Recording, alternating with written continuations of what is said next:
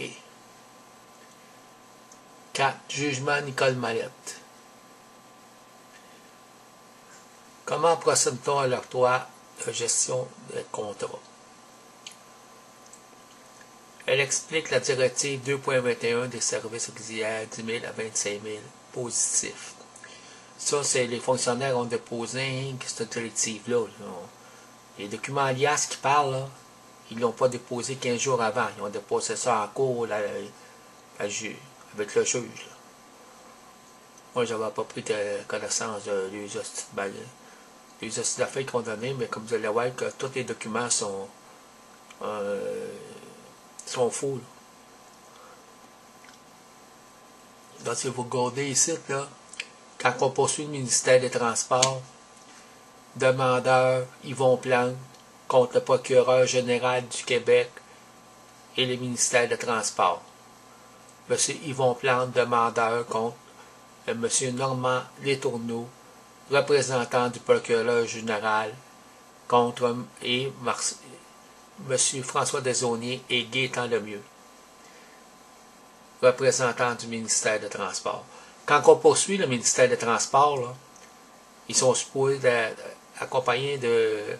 On poursuit aussi le procureur général. Là. Pourquoi qu'il a été un qu'en 2003? Les 3 ou 4 autres jugements que vous allez voir ultérieurement, ils ne sont pas présentés. C'est-tu légal et conforme? Pas sûr, moi.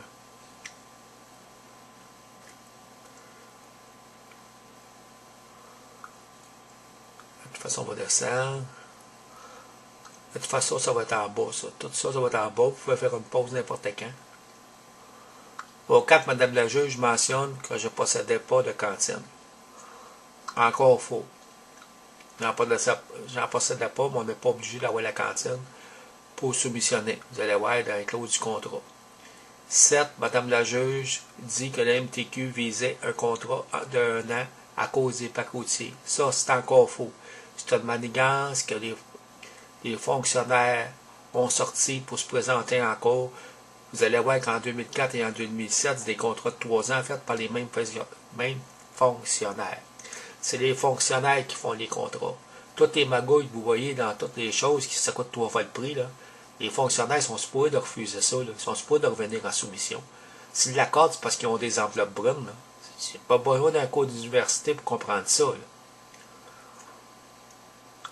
8. Mme la juge se plaint dit que je me plains que Barabas soumissionne en double.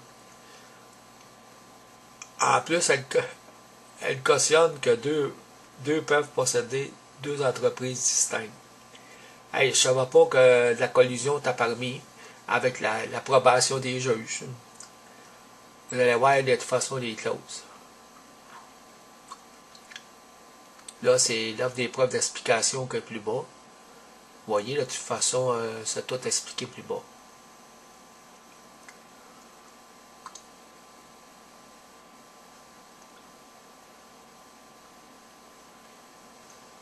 Preuve collision des contrats plus bas, ça avec. Bon, si vous regardez ici, 1. Ça, c'est le jugement, les 3 faits de jugement. Elle explique de la directive 2.1. Comment donne-t-on sur l'autre du contrat? Ici, pourquoi les MTQ a déposé 10 000 à 25 000 invitations verbales et aucune commission garantie exigée, quand dans les faits, il avait 5 000 de caution et caution invitation régionale. Comme vous voyez ici, là, c'est ça ici, là. C'est que je vous parle, là, ici.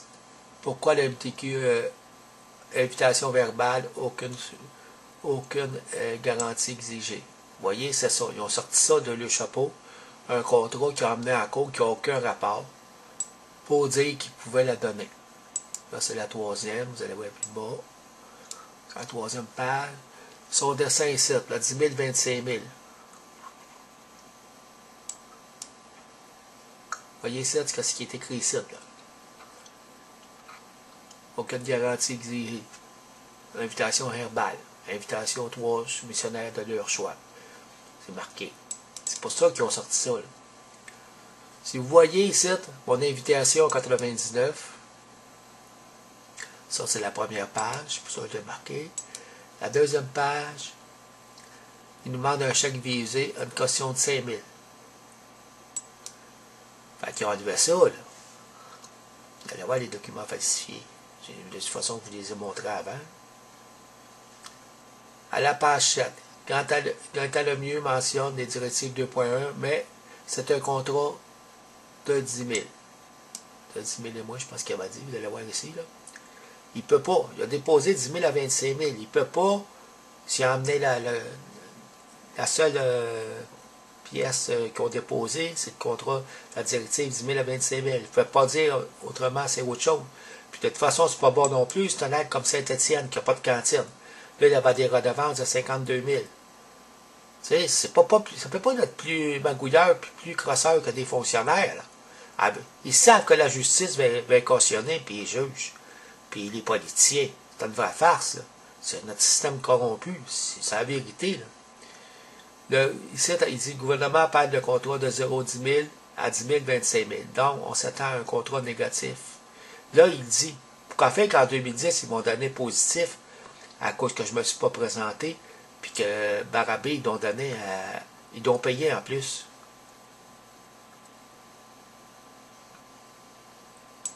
Vous voyez ici, c'est marqué. Comme je vous ai dit, vous pouvez mettre une pause, prendre le temps qu'il faut pour le lire. Là. Preuve 13. Prouve encore leur fausse preuve 2.1. Disons la directive c'est 0 à 10 000, ou de 10 000 à 25 000, mais c'est vraiment 0 à 10 000 qui n'ont même pas déposé 15 jours avant, comme je disais. Ce qui est faux parce que c'est directive pour un aide Saint-Étienne, comme je vous disais tout à l'heure. Regardez, encore, prenez le temps, mettez une pause, pas de problème, prenez le temps de le lire. Si ça vous intéresse comme de raison, celui-là, vous pouvez lire celle qui vous intéresse le plus. Là, il dit, nous autres, on ne fait pas la vérification. Prouve encore leur complaisance. Il dit, nous autres, on ne fait pas la vérification. Hey, ça veut dire qu'ils ne font pas la vérification quand c'est les petits amis et qu'ils leur donnent des enveloppes brunes, là. C'est facile à voir, là. Parce que vous avez vu que moi, en 2007, là, vous allez voir, là, en 2007, là, ils me l'enlèvent, ils l'avaient 6 000 en redevance. Ils ont fait des magouilles pour me l'enlever. Puis en 2002, ils ont fait des magouilles pour venir m'empêcher de soumissionner, pour la donner. Après ça, ils ont coupé le contrat au bout d'un an, parce que c'est 3 ans de renouvelable par ça de 2 autres années, à cause de mes pressions. Parvenant en 2003, à 61 000, t'as quoi, 62 000, je ne sais plus, là, t'as quoi dans un de ces deux chiffres-là, là, je ne sais pas devant moi, vous allez voir, vous avez qu'à aller voir, de toute façon. Gaétan Lemieux dit, c'est pas M. Barabé qui signe les deux soumissions. Soyez-en certains. Là, là, c'est Gaétan Lemieux qui dit que Barabé ne signe pas les deux soumissions. Soyez-en certains. Puis c'est pas une soumission en double. Mais d'habitude, quand on donne en double, c'est une soumission en double. Vous allez avoir des contrats aussi. Page 34. Madame la juge mentionne entreprise masquée puis René Barabé. Prouve sans l'ombre d'un doute les documents falsifiés qui montraient deux gestions Barabé qui étaient magouilles aussi. Et ça prouve l'imbécilité des fonctionnaires parce que c'est pas bon non plus. Vous voyez ça, c'est marqué par Madame la juge. J'ai entreprise masquée puis gestion Barabé. Ça, les documents avec 5 000 de caution, là, c'est les documents qui étaient originaux, qui ont falsifié aux mêmes dates pour enlever la caution pour arriver en cours. Là. Il m'a envoyé ça par après. Il falsifié des dates, même date, mais ultérieures. Hey, faut le dire, là, c'est pas 100 watts, ça, là. Tu sais, parce qu'ils savent que la justice va prendre pour eux autres. On ne peut pas faire tant de magouilles, là, c'est impossible à tous les ans. Page 36, François Desaulniers dit le contraire de ce que Gaétan Lemieux a dit dans une dizaine de minutes avant. C'est Barabé qui signe les documents, mais c'est deux entités différentes, ce qui est faux. Là, il dit le contraire, il dit c'est lui qui signe les deux en plus. Puis ils sont associés, vous avez vu dans les autres documents que j'ai mentionnés dans les autres années, vous allez voir de toute façon, là, celui-là ici, preuve numéro 40, la soumission 99. Preuve de la collision. Bon, si la collision des soumissionnaires, preuve de malhonnêteté ou de mauvaise foi, où la soumission est jugée déséquilibrée, sans limite de portée et ce qui procède, et pour plus de précision, le fait pour un fournisseur de présenter directement ou indirectement plus d'une soumission lors d'un même appel d'offres est considéré comme étant une mauvaise foi et une malhonnêteté.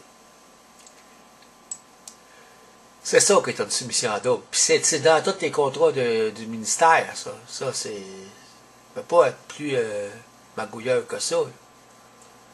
J'ai soumissionné en 2004 et en 2007. Et les filles Barabé ont soumissionné en double en 1999. Un des deux Barabé n'avait pas de cantine. En plus, il est de Sorel. Vous voyez ici, le ministère n'autorise aucune sous-traitance, sauf pour la fertilisation du sol. Le CLD a fait de la sous-traitance, ils ont mis les choses de la cantine, la kiosque d'information, c'est une chose exclusive de cantine. Ils ont vraiment respecté les contrats avec la manigance qui a aidé à sortir le ministère de Transport pour m'exclure en 2002. Ils sont faits complices en 2002-2003 pour m'exclure. Ils font de la fraude avec le CLD, avec le gouvernement. C'est tout ça, là. Exclusivité d'exploitation. L'entrepreneur doit opérer un service de cantine mobile, tel que prescrit dans le paragraphe suivant, pour lequel le ministère lui accorde un droit exclusif de cantine. C'est un droit exclusif, pas de droit de sous-traitance. À la signature du contrat, l'entrepreneur fournit au ministère une copie du certificat d'immatriculation émis à son nom par la Société d'assurance automobile du Québec pour le véhicule motorisé servant de cantine. L'entrepreneur s'oblige à maintenir à son nom ce certificat pour la durée du contrat et à présenter un certificat à son nom dans le cas où il charge les véhicules servant de cantine. Si les fonctionnaires là, ont donné en preuve un contrat au juge là, qui ne montre pas ces documents-là, là je m'en fiche, moi. Là, moi j'ai déposé. Fait que je m'en fiche. Le juge n'a pas à prendre les documents des ministères comme parole d'évangile, puis moi c'est des documents d'eux autres, puis les revirer du revers de la main, là. Ça marche pas. Là. Bon. La magistrature, j'ai fait une plainte à magistrat, vous allez ma plainte n'est pas fondée. Ça ne constitue pas un manquement au cadre de la déontologie, mais un motif qui prouve qui peut être un appel, invoquer un appel. Vous voyez, c'est ça qu'ils me disent ici, là, la magistrature. Bon, quelqu'un nomme la magistrature, vous voyez ici, là, vous voyez lire ça, là. Les juges doivent être impartiaux et montrer impartiaux dans les décisions tout au long du processus décisionnel. Les juges appliquent la loi au nom de la société. Un juge doit s'appliquer à avoir une conduite intègre qui soit susceptible de promouvoir la confiance du public en la magistrature. Les juges exercent leurs fonctions de façon indépendante à l'abri de toute influence extérieure. Les juges démontrent qu'ils observent des normes élevées de conduite judiciaire et ils favorisent l'application de telles normes afin de renforcer la confiance du public, lesquelles est la pierre angulaire de l'indépendance des juges. Qu'en pensez-vous? Il y a aussi l'indépendance judiciaire n'est pas un droit qui appartient en propre à chaque juge, mais plutôt le fondement et l'impartialité judiciaire et les droits constitutionnels détenus par chaque citoyen. Enfin, vous voyez, mon droit a été brimé là, à 100%. Les juges doivent évidemment repousser toute tentative injustifiée de parti de politiciens, des fonctionnaires et de toute personne qui vise à influencer leurs décisions. C'est ce qui se fait, là. Vous voyez toutes les preuves, là, c'est pas moi qui l'invente. Les juges doivent également veiller à ce que la communication qu'ils entreprennent avec ces personnes ne puisse soulever d'inquiétudes raisonnables en ce qui concerne leur dépendance.